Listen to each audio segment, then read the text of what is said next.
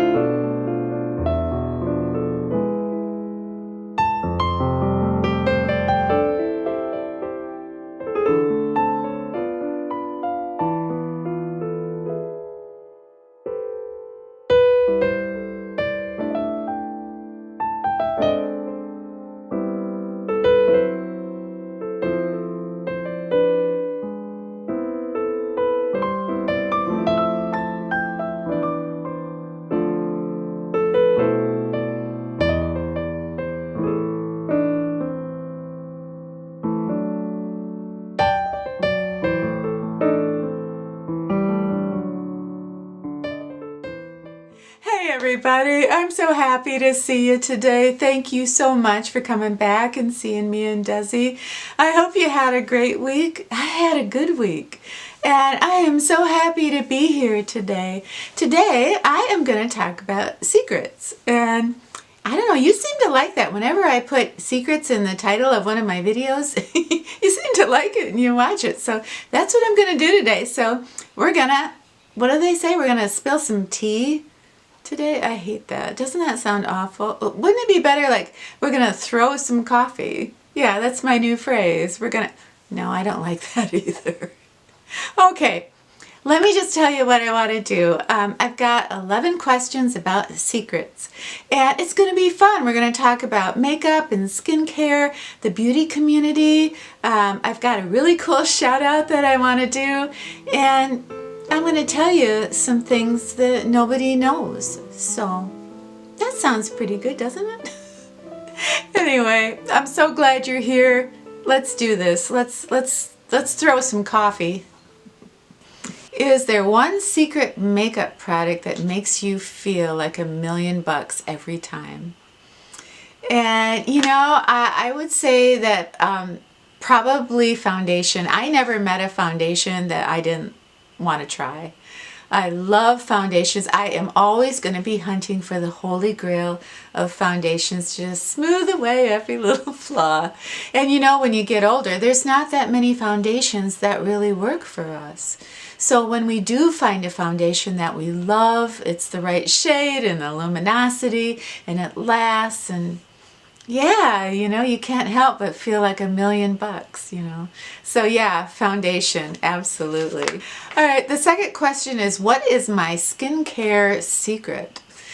Well, I don't know if it's a secret, but I've told you before, I haven't mentioned this in a few years, but I do face tapping in the morning and at night. I don't put on a cream or a serum without tapping it into my face, because I saw a beautiful Japanese lady years and years ago talk about, in her country, you do not put on a serum without tapping it in 50 to 100 times. That's what the geisha girls did.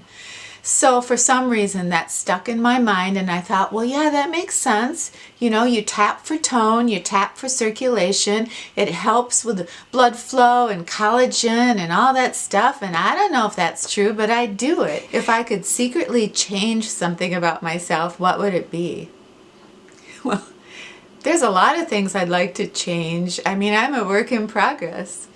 You know, I always want to strive to be a better person. I think being a grandparent kind of does that to you.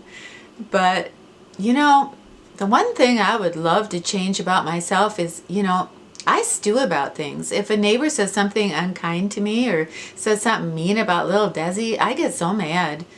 And you know, I don't say anything. I'm always polite, but I stew about it. And I will say to myself, okay, now I'm not going to think about it. Don't let that bother you. Don't let that ruin your day. You just go on and do what you're going to do. And then I start thinking about it. I can't help myself. It's like on a loop. So I stew about things. Now it is better than it was when I was younger. You know, somebody could say something and I'd be upset about it for 2 days. And now it's maybe like half a day. But yeah, I so wish I could just deal with something at the time and then let it go. Instead of sitting around saying, why didn't I say this? And you know, I should have said that and I should have done. Let it go. Isn't that a song?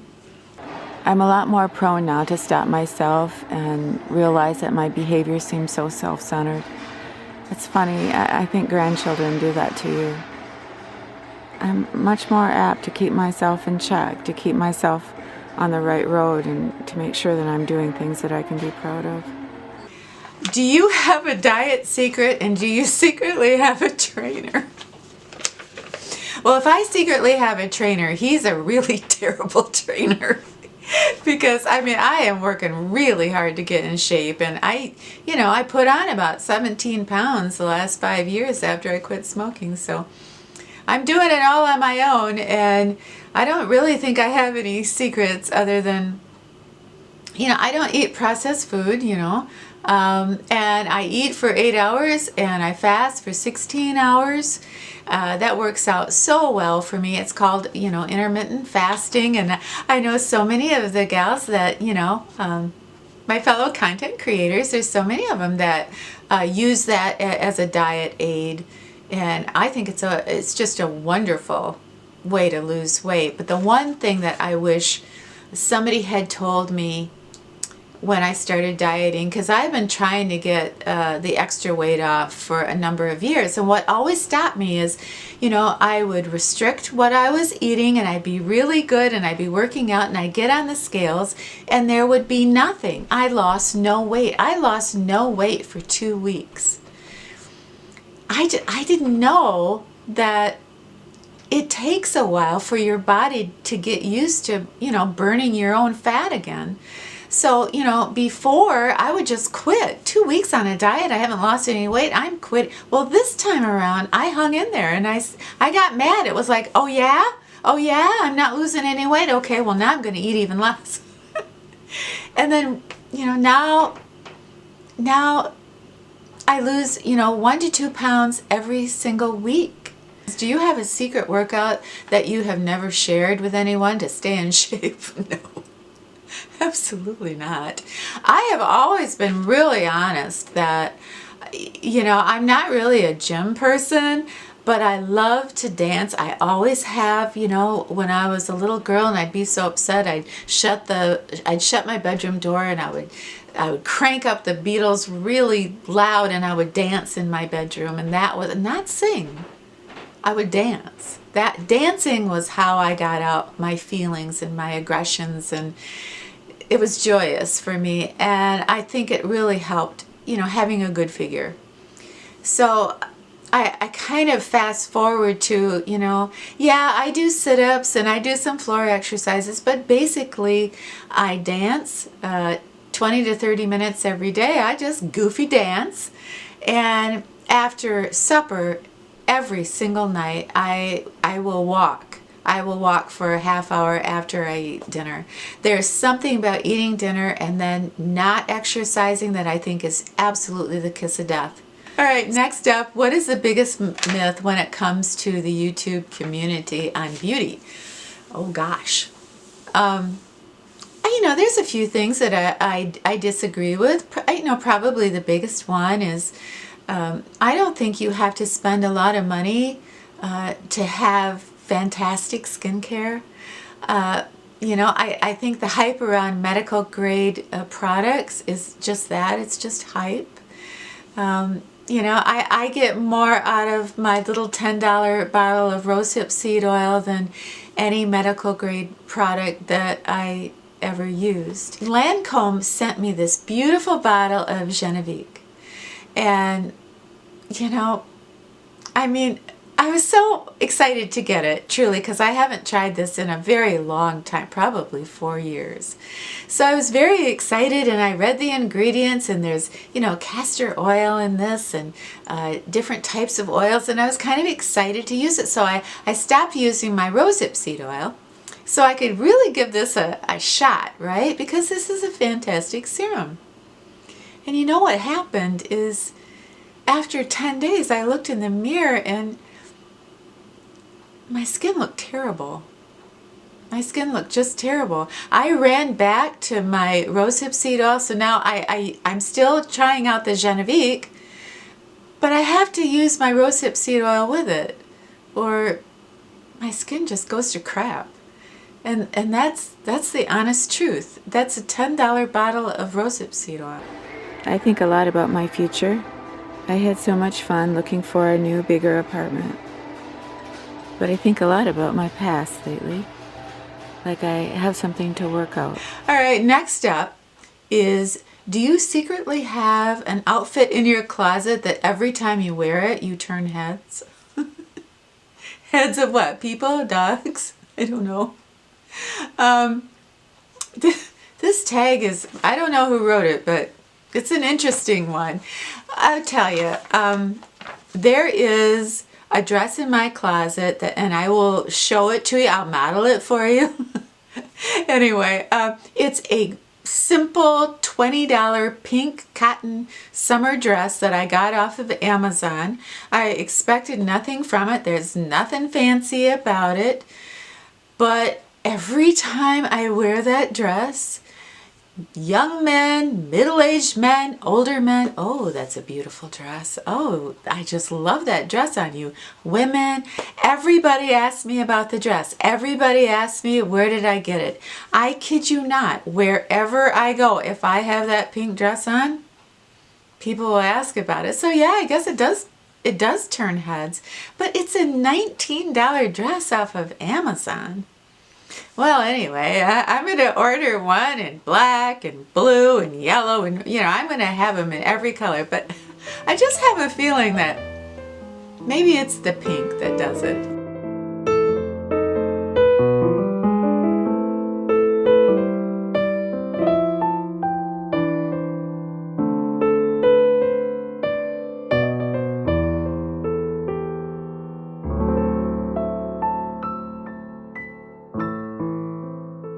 Next up is, what is the latest small channel that you have secretly fallen in love with and you haven't told anybody? It's funny, this question did kind of hit the nail on the head.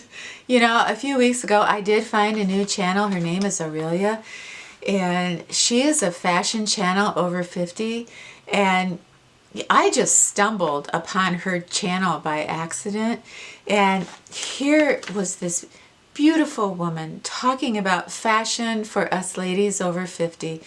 Beautiful black hair and the most gorgeous makeup. Her videos, the lighting is so beautiful. Her camera work is so lovely. She talks about fashion and how it pertains to the trends. She talks about fashion and how it pertains to her life, and she models everything she talks about. My jaw hit the floor. I thought, oh my gosh, this is the coolest channel.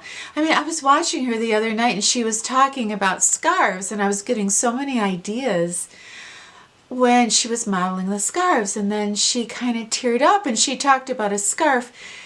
She didn't really wear that scarf anymore because it reminded her of, her kitty when she had to put her kitty down. It was just this touching personal story. She brings in a part of her life to her videos, and I think she is absolutely terrific. So if you get a chance, I'm going to link her channel below. if you get a chance, please go over and check her fashion channel out and subscribe and tell her little poet sent you. But she's something really special. I just adore her. You know, making it big or not, I have loved every second of my musical career, and I'm so proud of my song catalog. So it's my heart. Yeah. So I'm going to play some music tonight. I'm going to play some of my new songs, and I'm going to have to learn today some of my old songs that I've forgotten.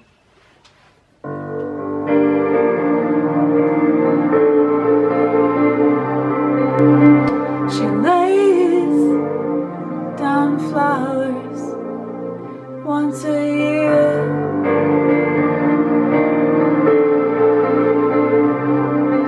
Life was never easy for a sweet boy like him.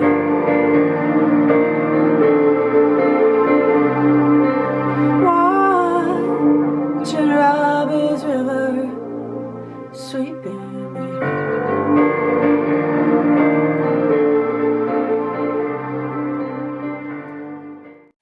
What would I tell the 16-year-old me? I guess, you know, if I could just sit myself down when I was 16, first off, I would say, I love you, girl, and everything is going to be all right. And everything that you're feeling right now, all the fear and not knowing what life has in store, it's going to be okay. And it's going to get better. It really is. It's going to get better. And the second thing I would say is have confidence in yourself and play your music. Don't be shy and don't wait. You know, I was 25 years old before I got the guts up to go into the studio and put down songs I had written for years. I have played piano since I was 8 years old, but I didn't have the confidence in myself. So yes, at 16, I would say play. Go out and play. Write your songs. Play those gigs, no matter how little, no matter how big. Play your music. Pursue it. You're good enough.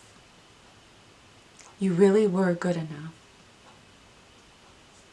The last question is tell you something that I have never told you before. And I think one thing that I've never told you before is I'm a pretty good businesswoman. And I have owned and run 2 catering companies in my city. One in the 80s was called Barbizon Catering, and it was a smashing success. And I was a food designer. I ran the company, and I did the hiring, I did the booking, I did weddings, and I did every kind of special occasion you could imagine. It was high stress, but I loved it. And my specialty was making fruit and cheese centerpieces. I made everything look as beautiful as I could, and my customers truly appreciated it. I sold the business after 5 years. I signed a no-compete, so I couldn't do that. But in the 90s, I started another catering company that again was a success, a higher end type of catering company called White Linen Catering. And I loved that. And again, I was a food designer, and it was so rewarding, but it was scary, and it was very, very high stress. But there was a lot of money in it. And I remember you could make $8,000 in one day. You know, if you cater for AT&T, a picnic, I mean, boom. You know, I've often thought about doing a video series on how to start your own catering company and make money. However, this is 2019. I sold my last business in 1996, so I don't know what the catering business is like now. But I've never told you guys that before, so I'm not a bad businesswoman. I started from scratch, from nothing, and I sold both of them at quite a nifty little profit. My bathroom needs a makeover. I don't think I've ever had a bathroom that didn't need a makeover. It's just part of who I am, I think. Gosh, I love this. Isn't that the coolest? Oh, I love that shower curtain. I love that color. What is that, Talisa? Wow, that's a good buy for that shower curtain. Oh, I love it. My bathroom will be so grateful. Something new. Hey everybody, thank you so much for spending this time with me today. I loved every second of it, and Desi did too. I haven't told Desi yet that we're going to be moving in the fall. I guess I just did. Anyway, I hope you have a wonderful brand new week, and when you're done with your week, come back and see us, okay? Alright, it's the deal. I promised it'd never be this way.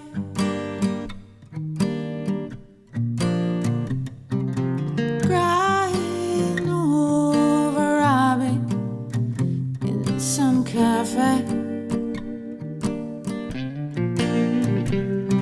The man with the Bible tells me, let's pray. And I think about the preacher that took Robbie away.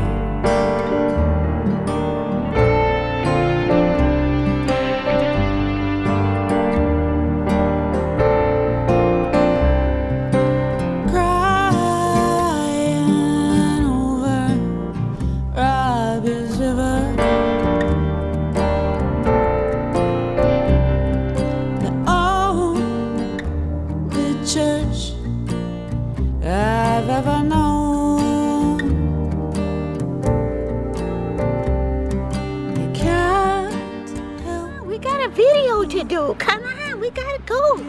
Desi, come on, Desi. We got a video to do. Come on, let's go. We'll get treats. I'll give you a treat. You want to get a treat? Come on, let's go.